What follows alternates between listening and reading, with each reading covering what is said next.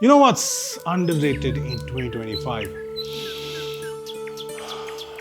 Patience. Because if you were patient enough to not buy a flagship last year, congratulations. You didn't fall for launch day FOMO.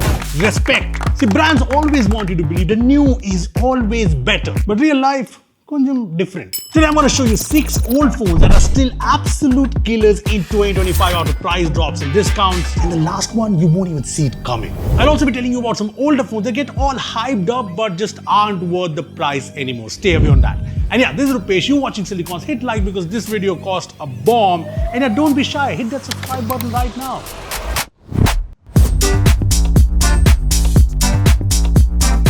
And I'll start with the phone that launched at 64,999 last year, but this is now the best flagship to buy under 46,000 with the bank discount. Yes, I'm talking about the OnePlus 12, and the moment you hold it in your hand, you'll feel like this is a proper flagship phone. I mean, I got the white one here, but man, if you get the chance to grab that green marble finish, that's chalti firti. And it's not just the design, you're getting a Hasselblad tuned triple cameras with a 3x telephoto and an ultra wide that are actually useful. I mean, the shots have natural colors and good detail, and I like it more than both the cameras on the 13S.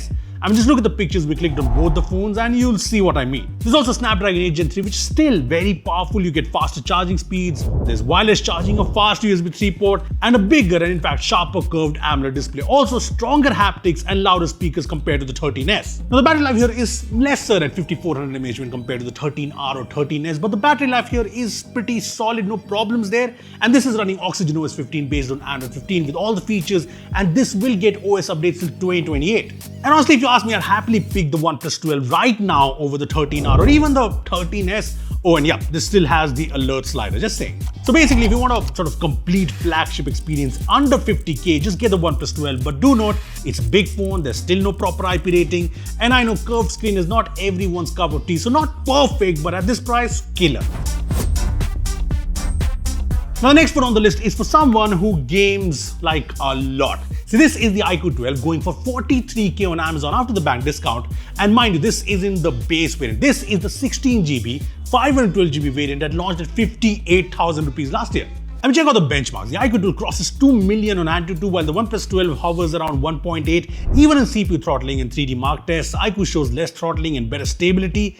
And yeah, this thing has a flat 144Hz AMOLED display, which is kind of perfect for gaming. Now in the same price range, you do have the OnePlus 13R at 45k for the 512GB variant with the same 8 Gen 3, and it has better selfies and better software. But the iQOO 12 still offers better game performance, all the gaming features, and it has a better telephoto camera and better ultra-wide-angle cameras. The iQOO 12 is like the best gaming phone at this price, but yeah, there are a few trade-offs. Like it has a 5000 mAh battery, which is not bad, but yeah, okayish for 2025 standards. Also no wireless charging, a very basic IP64 rating, and it runs FunTouch OS, which has some bloatware. But yeah, not gonna lie, I love those BMW stripes on the back, just adds character to the phone. I mean, yeah, that's nice. Now the next phone is, for minimalists, people who want a proper compact flagship phone, and I'm talking about the Galaxy S24, which around 40k is just a killer deal right now. I mean, this has a very premium in-hand feel, a solid 120Hz AMOLED display, and check out these features: wireless charging, fast USB 3 port, an ultrasonic fingerprint scanner, and IP68 rating. And OnePlus 13S has none of these. And day-to-day performance is absolutely solid, and it still has 6 years of software updates left, which means you'll get Android OS updates till 2031. And this probably has one of the best cameras in this price range. I mean, a lot of you wanted us to compare this with the 13S, and we did. So here are some comparison shots between the S24 and the OnePlus 13S. And OnePlus tends to click more boosted shots with punchier colors, while the Galaxy keeps things closer to natural. The OnePlus 13S clicks more detailed shots in the S24 in 1x and even in 2x, which is a telephoto on OnePlus, but sensor crop on S24. But as you go farther, you zoom in, Samsung's 3x telephoto kicks in and gets you more detail.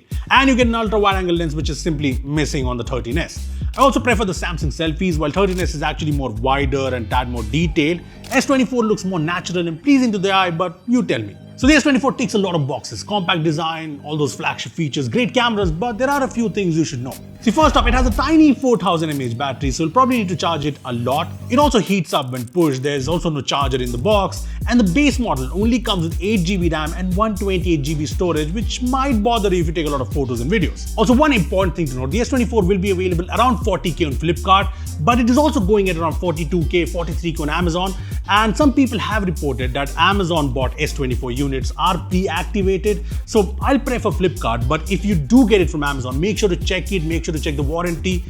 Just be aware. Now, if those S24 cons bother you and you want a similar Samsung flagship but with better battery life, more storage, then there's obviously the bigger S24 Plus. Now, the S24 Plus generally comes to 52K on Flipkart, and that is 10K more than S24. And for that money, you get a bigger display, better battery life, and you get 12GB RAM and 256GB storage on the base variant among all the other Samsung flagship features. Now, since we are talking about Samsung, this is probably my favorite phone right now. Yes, I'm talking about the legendary Galaxy S24 Ultra, which has been going around 80K in these sales, but in this Prime Day sale, you'll be able to grab it for under 75K after all the discounts, and this price, this is killer. I mean, this is still very ultra. That boxy design with a slightly curved frame just screams premium. I mean, it's got that business class vibe. And I know a lot of people prefer this design. Sure, the S25 Ultra is lighter, but with those rounded corners and flat edges, the Ultra feel is kind of gone. Now, the S24 Ultra gives you about 80% of S25 Ultra at 70% of the price. The displays, cameras, everything remains very similar. And yes, it actually has a better S Pen with full Bluetooth support, with Samsung quietly removed from the S25 Ultra. It's also already running One UI 7 with all those AI features, and you'll get One UI 8 soon, and Android updates till 2031, so don't really worry on that. So yeah, if you want a proper Ultra flagship at under 75K right now, just get the S24 Ultra. You're gonna love it. But just a heads up, this is a big and slightly hefty phone, so it can be uncomfortable for a lot of people, so keep that in mind.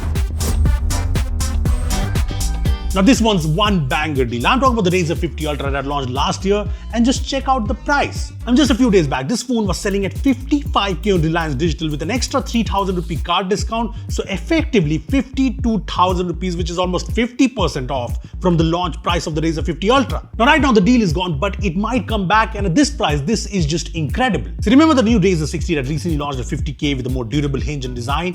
Well, performance is its weak spot, which isn't the case here. See, the Razer 50 Ultra has a Snapdragon 8 Gen 3, 12GB RAM and 512GB storage. Hello UI is nice and feature-rich, and it also handles multitasking in games like BGMI, COD with ease. Both displays are big, bright LTPO AMOLEDs with 165Hz refresh rate, and an outer screen spans fully across the cover, and you can use any app you like here. The speakers also sound great, and even haptics are nice, and you get dual 50MP cameras on the back with a 2x telephoto. There's a 32MP selfie camera too, but you'll be mostly clicking selfies using the rear cameras on that outer screen, which technically makes this one of the best selfie camera phones at this price. Just look at the colors and details in these shots, and yeah, the cameras for a flip phone at this price is really good. There's also 45W charging, wireless charging, IPX8 water resistance, and Moto even bundles a 68W PD charger in the box, a matching case, and the flagship Moto Buds Plus inside the box. No need to buy anything separately, which in 2025 is honestly rare to see. So yes, if you want a not so usual phone, one that kind of turns heads at a 50-ish budget, the Razer 50 Ultra is the one. But remember, it has a small 4000 mAh battery. It's not for hardcore gaming and stuff, and it only has 2 more years of Android updates, so probably Android 17. Now, those are some of the best older phones you can buy, but there are also a few phones that you should not buy. Take, for example, the Xiaomi 14 Civi. It launched at 43K, has been going around 30,000. And yes, those Leica triple cameras sound super tempting at this price, but the battery barely lasts a day. There are heating issues. There's also lots of bloatware, so yeah, you get it. We also saw the Xiaomi 13 Pro dropped around 48K, but again, it's a bit too old now and you're getting 8 Gen 2. Just go for the OnePlus 12 instead. It's just a better all-round deal. And then there's also the Realme GT6 at 30K, which does have nice cameras, but there are better phones in the 30K segment now. Now, I know a lot of you are probably expecting an iPhone in this video, specifically the iPhone 15 around the 50K price range. But you know what? It's not that simple. So let me know if you want a dedicated video on iPhone 15. Should you buy it in 2025? Comment down below and we'll try and make a video. Anyway, that's it from my side. Hope this video helps you save a lot of money. So yeah, comment below which of these phones you are picking in this sale. Comment down below, and thanks for watching. Don't forget to hit that subscribe button. See you in the next one.